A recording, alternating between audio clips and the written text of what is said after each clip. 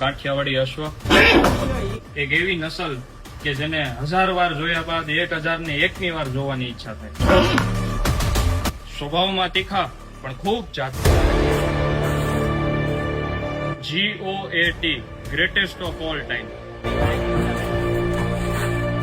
અનેકો ગામડામાં ફેરો,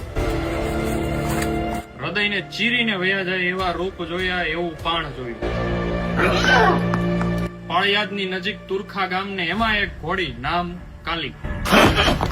કાલીનો પાવર એટલે અનંત ઉર્જા, માલિક પ્રત્યેનો પ્રેમ એટલે અનંત આશીર્વાદ.